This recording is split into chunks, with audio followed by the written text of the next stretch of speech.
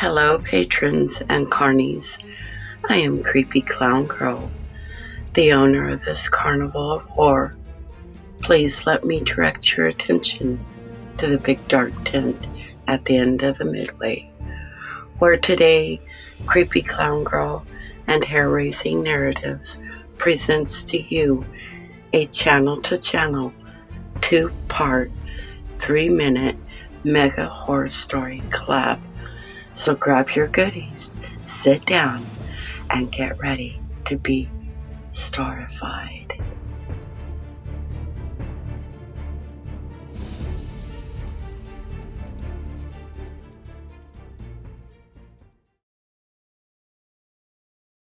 Written and narrated by ChronoPasta.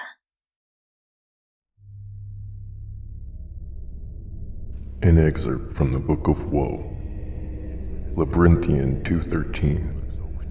And it is he who walks amongst the shadows that grants everlasting fright, for it is fright that bears anguish to the soul. And from thou the sorrow-felt cries shall fill the chalice of the void. From the void shall bring forth the era of destruction and chaos, to which the people of this realm will bear witness to the new birth. The child of malice and pain will arise from the void, creating devastation in the hearts of many. As if those who wish to deny the chosen's pity will be filled with an gracious suffering and shall be placed within the shallows. Blessed are those that bend the knee to the taker. To our King goes the world, and to us goes the damned. It is in his name we weep. Amen.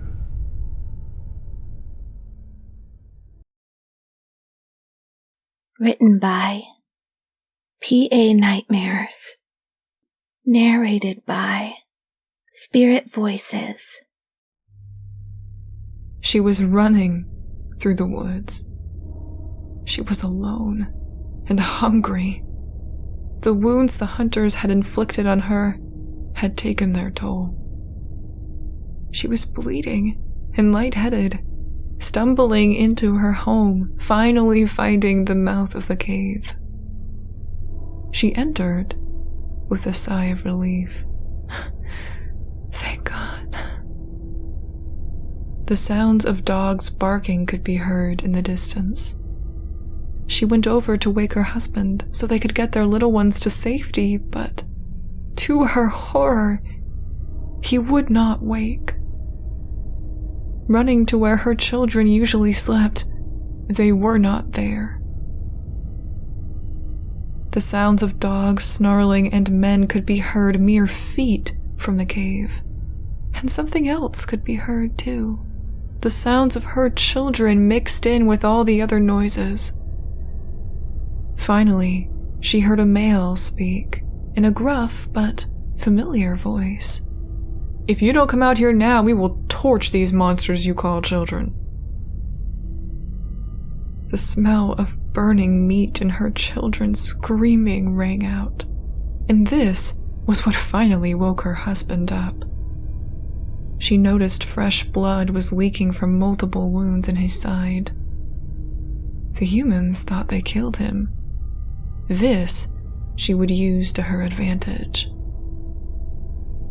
She turned to her husband and said in as calm a voice she could manage, "They have the kids, but I have a plan. You play dead and I'll carry you out there. I'll toss you at their feet, and since they think you're dead, they won't attack you. You use their overconfidence as the opening to do what we do best." On the same page now, she exited the cave, carrying her mate. And as she came to the mouth of the cave, she whipped the body of her love at the hunters and said, "You see what you humans have done? You killed the love of my life, and now you're torturing my children. Why can't you just let us be?"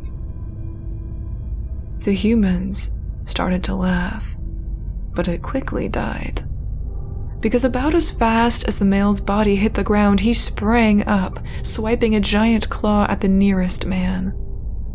His guts splattered to the ground, and in that second he was being devoured.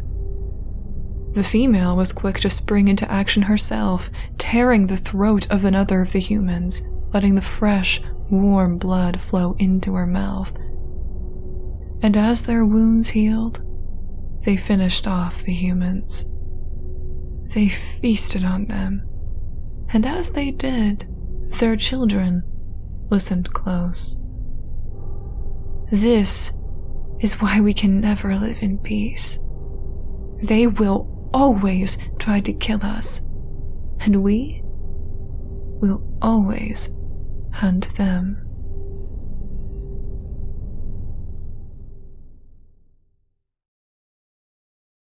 Written and narrated by Monsters in My Mind.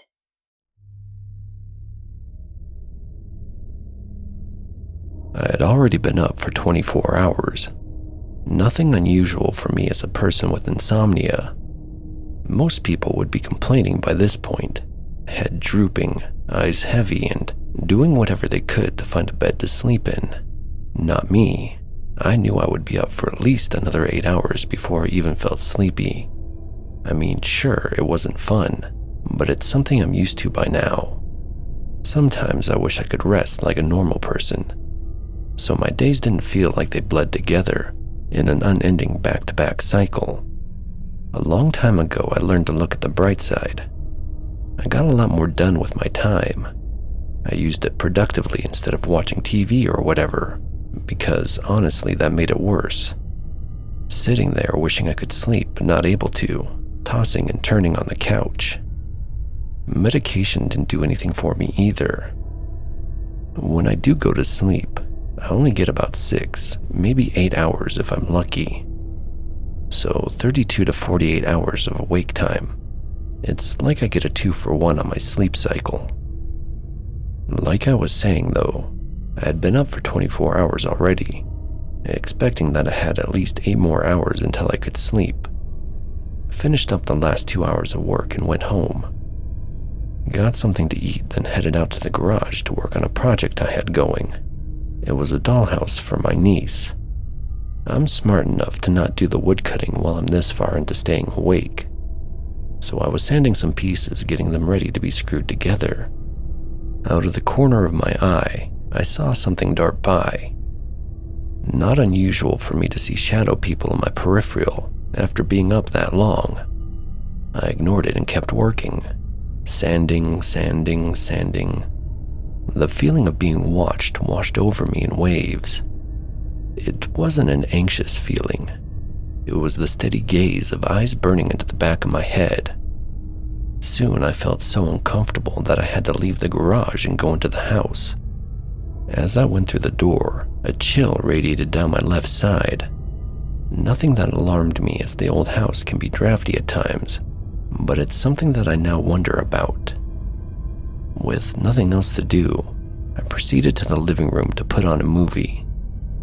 The uneasy feeling had abated, and soon I forgot that it had even occurred. En route to the living room, I stopped by the kitchen for a drink. The clock on the stove said it was 9:30. In a few hours, I was hoping I would finally be able to fall asleep. Maybe relaxing would be a good thing, I thought to myself, then proceeded to fill a cup with water. After that, I was on the couch surfing through Netflix in an attempt to find something that might catch my interest. Not really sure, but maybe a half hour went by when I finally found something and started my show. The lights in the room were still on, and again, I caught the flicker of a shadow in the edge of my sight. 5 minutes after that, and the shadow reappeared. This time it didn't go away. I tried my best to ignore it, but after a couple of minutes, I noticed it was still there, and I began to worry. This was unusual for me. Most of the time, they're quick flashes that dart around at the edge of my sight. Never has one stayed there this long. Finally, I figured I'd look at it so it'd go away. As I turned my head, it stayed out of my direct gaze, almost as if it was dancing to remain at the border of my consciousness. Even as I stood and turned all the way around, I was never able to catch it. Now, you might think it was a hole in my vision or some other anomaly like that, but I have never heard of a human-shaped dead zone in someone's eyesight, especially not one that moved in the way that it did. Eventually, I gave up and began to walk to the bathroom to brush my teeth. As I got closer to the wall on the way out of the living room, it ran out of space to move.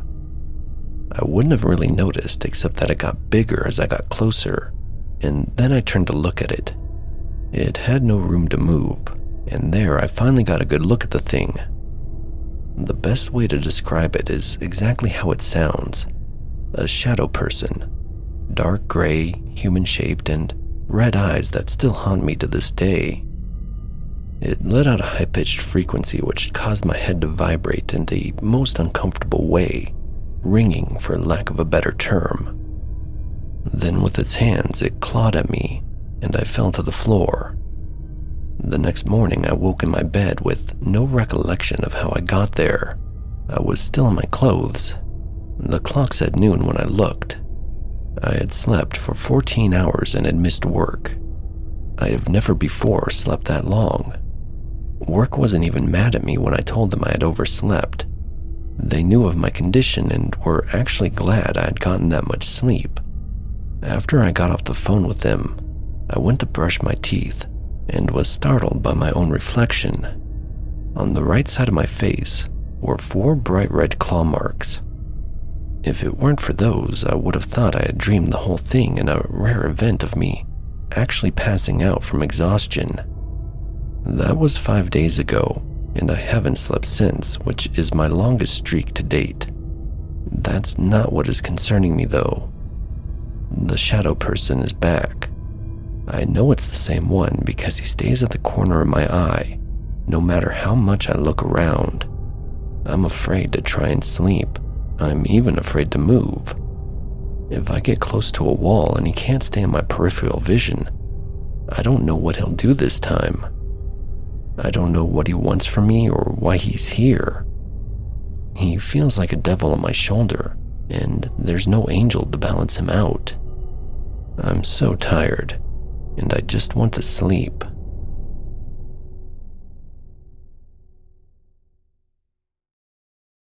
Written and narrated by Jar 19. There's an urban myth surrounding payphones. I doubt people hear much of it nowadays, since who the hell uses payphones anymore? Years ago, a late-night call was made to police from a phone box. The woman, who only identified herself as Catherine, was frantic. The call lasted just under a minute, with the operator asking Catherine only 3 questions before the line went dead. It said that from how desperately she was giving her answers, barely anything could be made out. When the police tracked down the phone booth, there was nothing to go off of. No signs of a struggle, no DNA on the phone, no witnesses or any leads. It's as if whoever made the call just disappeared. Maybe she was trying to escape someone and they caught up to her. Maybe she managed to get away and ended up going into hiding. Or maybe it was all just a prank and the guilty party got away with it and lived out a very average life, never pulling any tricks like that again. Any of these could be possible. However, there is some evidence, if you will, to suggest that maybe poor Catherine did in fact meet her end. But whatever her fate, it was so terrible that she wasn't quite able to fully pass over on to the other side. Should you ever be feeling adventurous, you may wish to find a phone booth and see if you can arrange a chat with the dead. Without spending any money, you pick up the phone and say, "Hello, Catherine," 3 times, then place the phone back. Then you wait. The call can be instant, or it can take minutes, hours, hell, it might not even happen at all.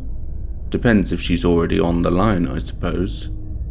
But should you hear the phone ring, and there is no one around to answer but you, go inside the booth and pick up the call. As soon as you pick up, you have 1 minute to ask 3 questions, and only 3. You can ask whatever you want and she'll answer. Now remember, she will answer for as long as she wants, even going over the 1 minute mark. You must keep an eye on the time and hang up even if she hasn't finished speaking. Should you go over, she won't answer any more questions from you, but will instead start asking them. Depending on how many questions you can answer, the longer you'll live. Could be years into old age before you hear it. The phone ringing. It'll keep going on and on, getting louder and louder, until you finally pick up. No one knows what she says at that point, but death follows soon after. So it's really up to you. Make the call. 3 questions for whatever you want. 1 minute. What are you waiting for? Catherine's calling.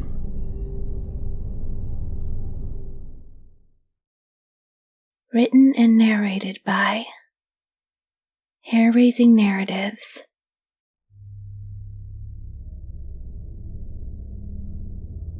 My fingers tapped rapidly against the keyboard, the clicking assaulting my senses with an almost euphoric sound. I stretched my back as I continued typing, resisting my body's urge to fix my posture. I stared at the words on the computer screen as they began to blend like ants in a colony. Come on, just finish it up, I told myself as I shrugged my shoulders, tilting my head from left to right. Letting out a thick exhale, I spun my chair around, rising to my feet. I pressed my head against the office window, my eyes scanning the empty parking lot. All of my coworkers had gone home. I turned my attention to the ticking clock on the wall. 8:30 p.m. My hand reached for the office chair, my knees bending stubbornly before freezing in place. I glanced back out the window. My eyes studied the parking lot, looking for the movement I had caught out of the corner of my eye. I pushed the office chair back, walking closer to the window. There was nothing there.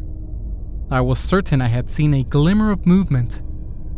My breath fogged up the glass as I analyzed every corner of darkness in the parking lot. Seeing no signs of life, I returned to my desk. I continued working on my report, eager to add the last information necessary for tomorrow morning's presentation. As I scanned the Word document one last time, my body twitched at the unusual sound coming from behind me. I swiveled my chair around, staring intensely out the window. There was nothing there. Turning back to my computer monitor, I took a couple of breaths before I was able to readjust and concentrate back to the task at hand. I saved the file before moving my cursor to the top right-hand side of the screen. Before I could close out of the file, my hand froze in place. The noise had returned. This time, it was a lot closer. It sounded like whispering. With my heart starting to race, I snapped my head back, intent on catching whoever or whatever was making those noises. In an instant, I got up from my chair, pressing my nose to the window. I scanned the parking lot, both looking and listening closely.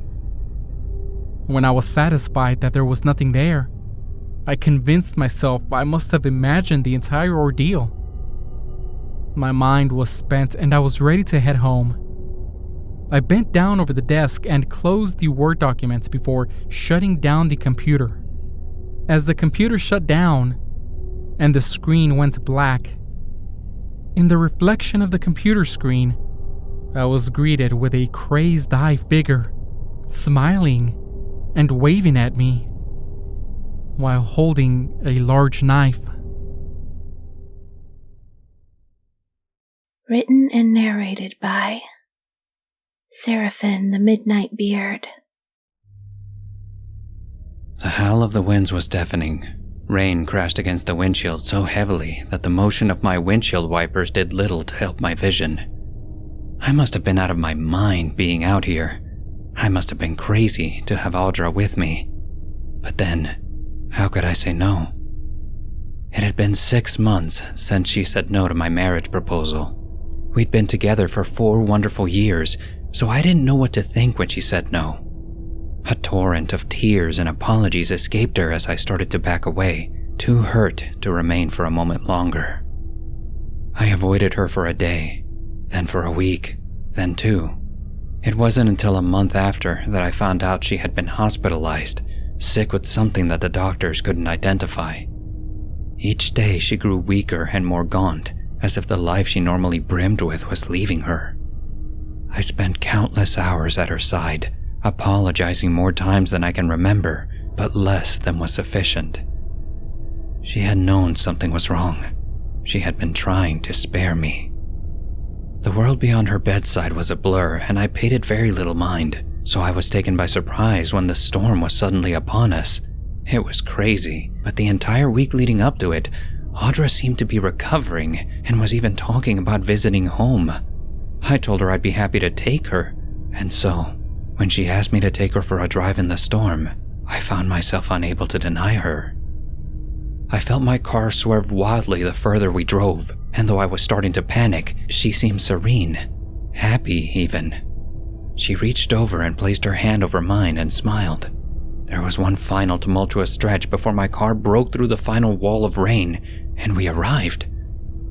It was unlike anything I'd ever seen, a world far more real than my own, like something out of a fairy tale. Audra leaned in and gave me one final kiss and thanked me for taking her home. She exited the car and walked into this other world. There was an immense flash of light, and I saw her body fade as a long, serpentine dragon was born from her light, as if though hatching from an egg.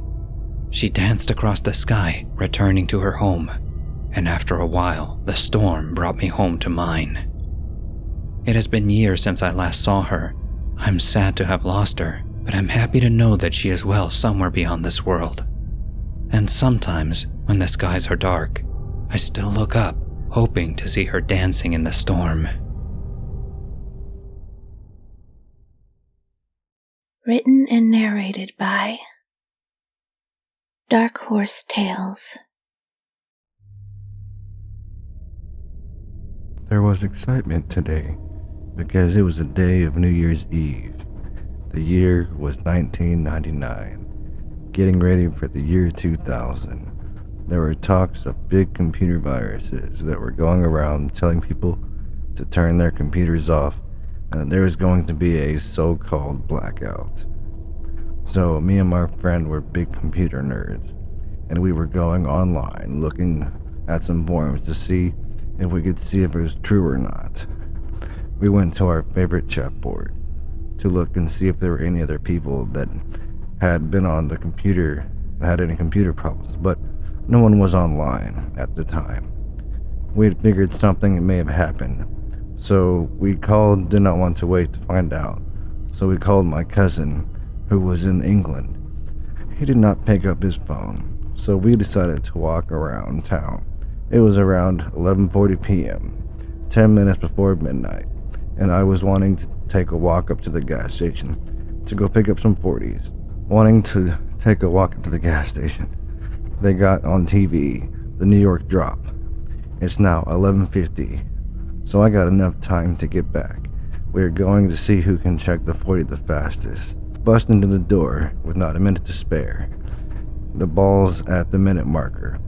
So I got to go to my friend. He said, "Hey, don't forget to turn off the computer." So he runs over to the computer. Before he goes ahead and turns it off, he pops the top of his 40 and it explodes and gets all over his hands. His hands are all wet. But then he presses the power button and then he hears the glass bottle drop. Then his friend is nowhere to be seen. So my friend thinks that he just went home for the night and snuck out on him. But the next day, he starts acting strange. His eyes even look a different color. And he says, "Why you sneak out on me last night?" His friend says, does not compute, and gets a knife and stabs him to death. Then he heads to the gas station to go see that clerk in that place so he can go burn it down to the ground, but not before emptying the safe and taking all the money. The smell of gasoline brings him back to reality, but then he's not able to get out of the gas station in time. He glitches and he has to get out and says, "Does not compute, need more money, need more oil to survive." But then he hears the sirens of the fire trucks.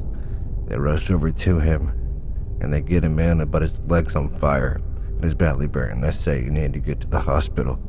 He says, "Okay, I only have to have oil." But then he's trying to get the blood, but somehow it's just motor oil. They said, "What on earth is going on here?" Then he grabs the paramedic's arm and rips it off. The driver sees it and loses control and crashes on the highway. "Where's my oil?" Written by Rebecca. Narrated by Just Plain Creepy.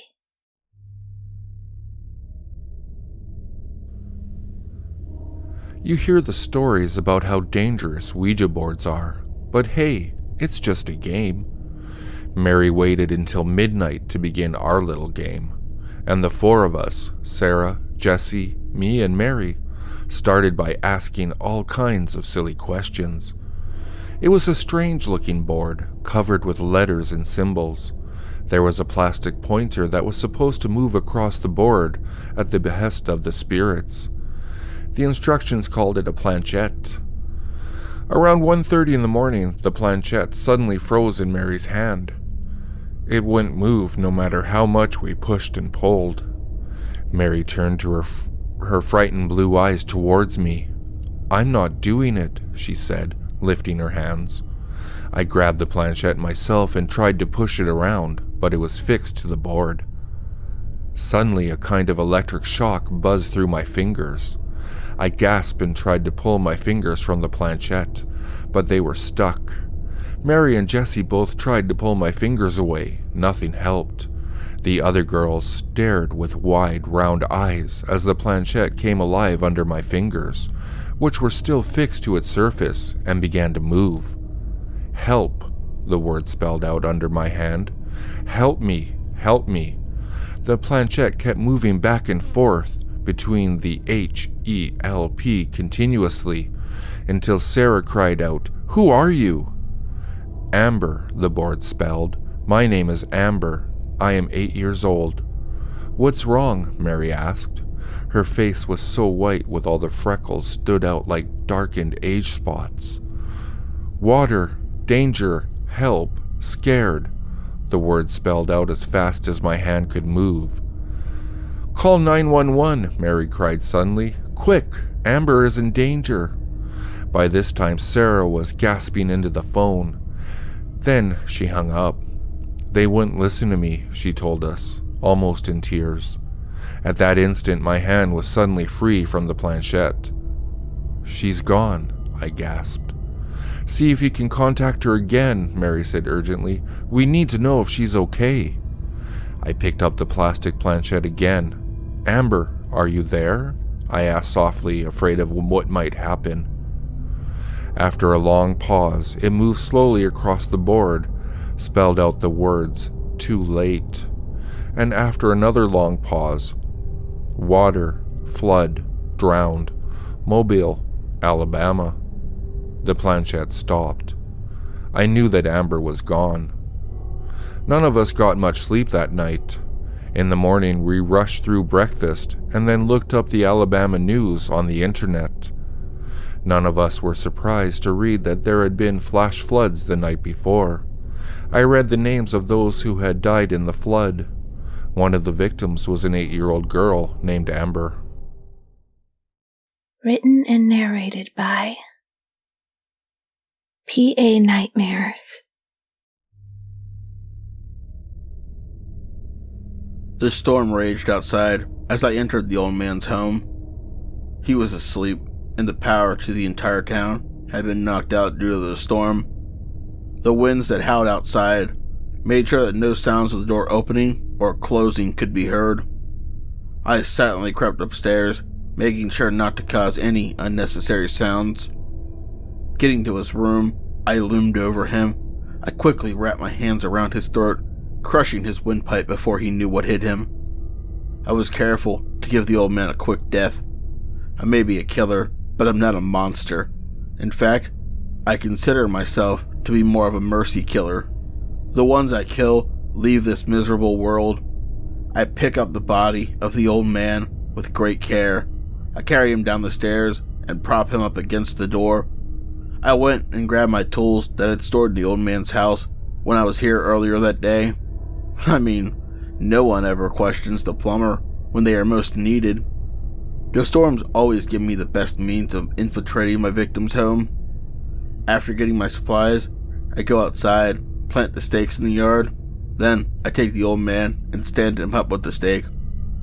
Then I take wires with meat hooks on the other ends, placing them into his arms to hold them out. Then I tie his legs, torso, and head to the stake. Once I'm sure he was firmly secured, I place the snow around his waist, torso, and head, rounding them the best I could. I mean, it never looks exact, but it's close enough. After I'm finished sculpting the snowman, I take a moment to admire my work. Then I clean up my materials, make sure to wipe down the crime scene, and I leave. The next day, after the storm is over, John exits his house to start shoveling his driveway. That's weird. Who the hell would have built a snowman in Frankshod? I walk over to examine the snowman, but as it drew close, I noticed that the snow had a red tint to it.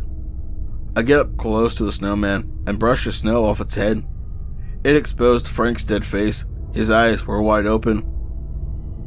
I called the cops to explain to them what had happened. After I was finished telling them what I knew, I could hear one of the other officers saying, "The snowman builder has been at it again." Written and narrated by Beautiful Nightmares. My wife won't stop mumbling in her sleep, which is impossible because I buried her in the backyard 3 months ago. Let's go back 3 months when it all started. Moonlight shines through the open blinds of a 2-story room as a woman lay in bed, lightly snoring with every breath she takes. A man lay beside her, gently stroking hair away from her cheek as she whimpers in her sleep. Minutes slowly tick by as the woman begins to mumble one hurtful thing after another. The man, taken aback, chalks up the murmuring to be a part of a bad dream. He gently kisses her cheek and lays his head behind hers as he drifts into a slumber of his own. The sun begins to rise over the horizon as the man stirs within the bed, the spot beside him still warm and full. He opens his eyes to see his wife's face mere inches from his own. She is still slumbering, still mumbling those hurtful things. The man, tired of hearing such atrocities, springs out of the bed and hurries out of the room. He paces the floor of his study for hours on end as his wife lay sleeping in the next room. He ponders every scenario in his mind, but cannot come up with a logical explanation for the things that are coming out of her beautifully plump lips. There is no reason for such harmful things to be said when they have the best relationship possible. There is only one thing that can be done at this particular moment, and the man has every regret possible as the thought forms within his darkened mind. The man returns from the store with a box full of trash bags, a plastic tarp used when painting, and a hacksaw that he told the clerk was for cutting down an unwanted bush in his yard. The door to his bedroom slowly creaks open, causing the sleeping woman to stir. He cautiously wanders into the room with the weapon in hand. He approaches the bed, strokes the woman's cheek one last time, and places the sharp blade of the saw on her right elbow. He begins to vigorously move his arm back and forth in a quick motion as the saw tears open the flesh, blood staining the light blue sheets atop the mattress. The forearm of the woman is quickly released from the rest of her body and placed onto the floor. The man bags up her body and buries her in the backyard, only to hear more mumbling. Written and narrated by TeeStache. 3 months without food, 3 days without water, 3 minutes without air, and yet, after 5 broken teeth, 1 black eye, 2 broken ribs, and a snapped femur, I'm still alive. My eyes have been staring at the same 3 walls, broken doorway, wrist straps, and maniacal eyes of my captor for the last 50 days now. I hardly feel the pain anymore. The agony it is to draw breath remains. My eyelids don't blink anymore, just twitching with every beat of my heart. The snapped bone has torn through my flesh, letting infection seep into the open wound. I can feel pus in my left eye, running over the cornea, blinding half my vision. My teeth I was forced to swallow, melted down by my stomach acid. Every day I stare at the broad smile of my attacker.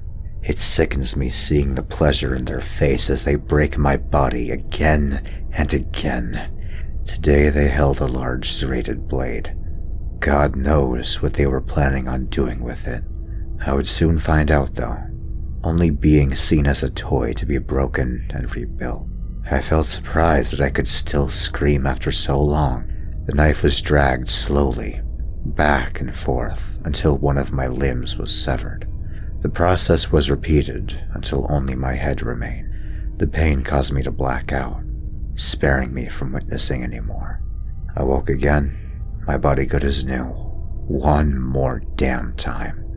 There's been no end to the creativity of their cruelty. This day, my opened eyes showed me a new tool of torture. A meat hammer was held firmly within their hands. Their eyes were filled with excitement as they raised the tool, bringing it down upon my kneecap. The crunch of the bone was loud, splintering out through my skin. The following day he started with my forehead, the impact ending any recollection of torture for the day. The day after, they ruptured my internal organs, finishing off by smashing my heart until long past flat. They tortured me until the tool entertained them no longer. Today when I woke was different. I didn't feel the straps on my wrists nor legs. No maniacal eyes greeted me, only 3 walls and a broken doorway. I continued to lay down, unsure of what to make of the change, using muscles I hadn't in a long time. I sat up on the table, shifting my legs to the edge. Leaning forward, I put weight on them, wobbly at first, but growing steady. Turning to the doorway, I walked forward, towards my freedom. Written and narrated by Nightmare's Edge.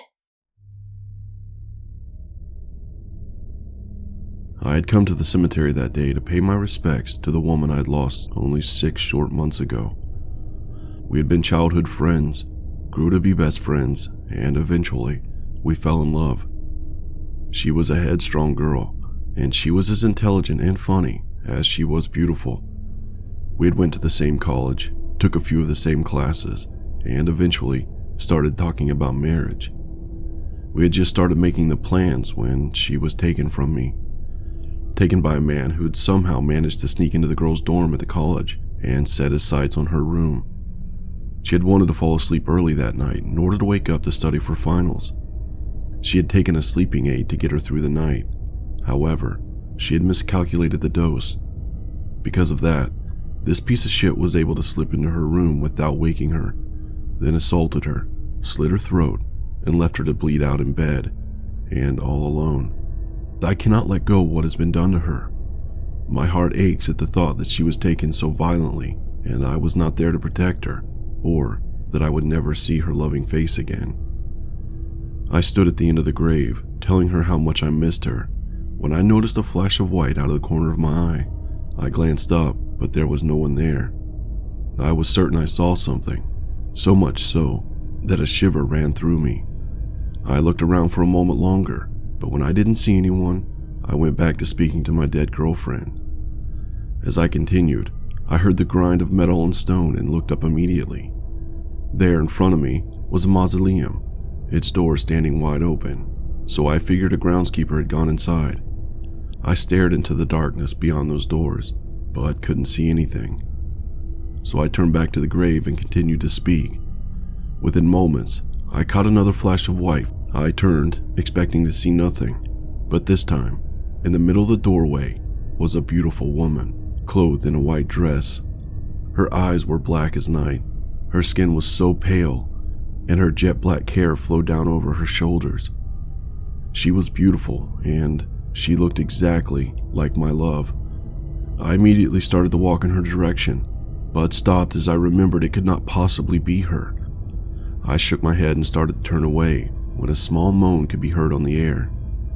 I looked back to the woman in white, and she gestured with one hand for me to come to her, so I did. This time, without hesitation. I arrived at the doors of the mausoleum, and she was still there. She took my hand, leading me into the darkness beyond. I did not hear the doors close behind me. The only thing I could hear was the sound of my own heartbeat, slowly fading the further I walked inside. I was powerless to stop it, and in that moment, I didn't want to. Written and narrated by Midnight Falls. The house I nicknamed 84th. My mom and I moved into this house on 84th. It's a decent house, and the neighborhood is decent. I have a lot of fun and good memories with my friends, but the house is a different story. It all started when I was 6 years old. I started feeling strange energy from one of the bedrooms, and when I told my mom about it, she felt the same thing. So we don't sleep in that room. I sleep in another room while my mom sleeps in the living room.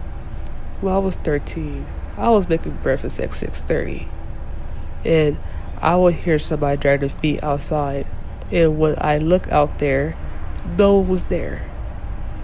And it will be at the same time every morning. So now, this could be connected from the energy from the house. I started having sleep paralysis at 16. It would be intense from time to time. Like I remember one when I was laying in bed, and so it was standing on my doorway. It doesn't have a face. It's a lot like Slenderman. It jumped on top of me. It pinned me down. Its face coming uncomfortably close to mine. And I couldn't move. And when I found my voice, I said Jesus' name. And the dream was over. I was breathing heavily and looking around my room. I felt relieved. This next event is interesting. My mom and I was experiencing animals coming out of nowhere. Like 6 or 7 bunnies would show up in my backyard. And a month later, we have kittens and dogs also. And of course we take care of them and give them away. We find it crazy how they will stop by our house. And to this day, we don't know the history about the house or the neighborhood itself. Written and narrated by Dexter. The Offering to Okius. Long after the world was spun outward from the primordial clay, and the forces that drove its formation split in two, the dust and sparks from their parting, carving and seeding the land, the people were placed at the center of the world. As the people begot words, they gave names to the dichotomous forces that formed and fertilized the earth around them, Ahone and Okius. Ahone was a kindly god, one which gave life and vitality freely. The people would give thanks to this god, but it required little else. In fact, it needed nothing to bestow its blessings upon the world, as it was simply within its nature to spread life wherever it saw fit. Opposite Ahone was Okius, the force of nature that tears down the mountain, cuts the river's path, and burns away the forest.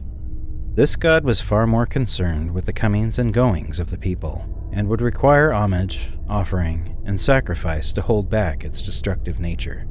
Were the people to ignore it for long, a great flood, fire, or famine would pass among them, taking the young, the weak, and the elderly away to the next world. The people learned quickly to appease Okius, as often as was prudent to prevent unnecessary disaster befalling them. So it was that many seasons turned with the people raising offerings of food, art, prayer, and dance to Okius, and no great disasters were visited upon the people.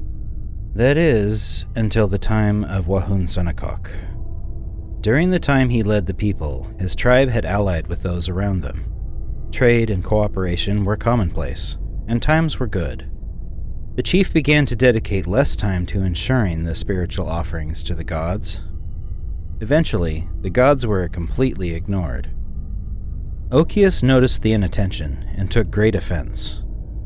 It spoke to the chief in his dreams of great disaster to come should the people ignore its blessings any longer.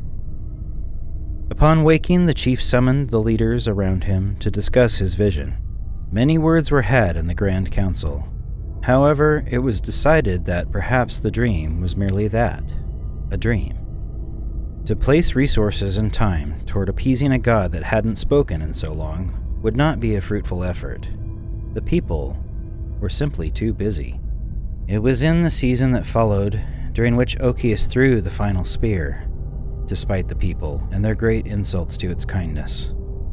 It was in the spring of 1607 that the scouts of Wahun Sonakok, who we know as Chief Powhatan, looked upon the Chesapeake and saw the great canoe with trees growing upon it, resting in the waters below them.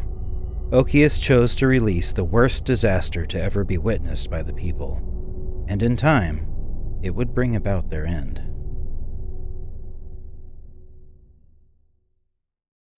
Written and narrated by Willow the Schizo. The house on the corner of the street.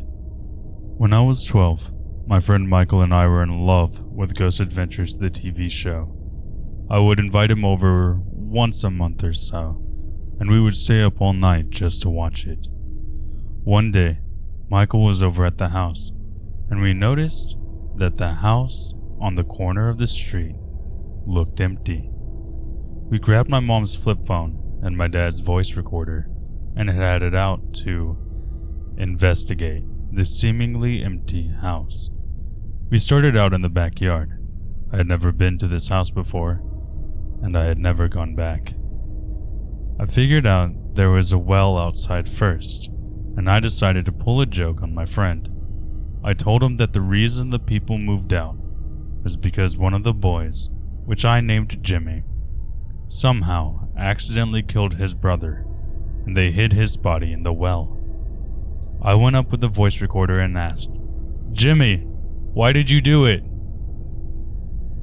When we played the device back, a clear child's voice almost screamed, whispering, "I didn't do it."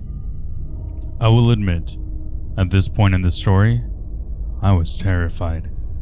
Remember that I made this up.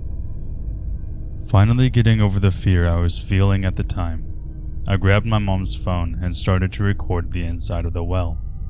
At some point in my panning the camera inside the well, I noticed a spot of blur that looked like a face screaming at the lens. Petrified once again, we decided to go to the furthest side of the fence from the spot we were at. We both stopped at the end, and I went to grab the phone again when I noticed I could still hear someone walking behind me. I turned around, expecting to see someone coming at us. When I finally turned my entire body towards the person I thought would be there, there was nothing. Nobody behind us. No animal running away. Nothing. Michael and I were just about to leave when I noticed There is someone or something looking at us through the window. We stood in terror as the dark figure inside the window just vanished. It didn't fade, never stepped away, just vanished. We ran back to my house and never returned.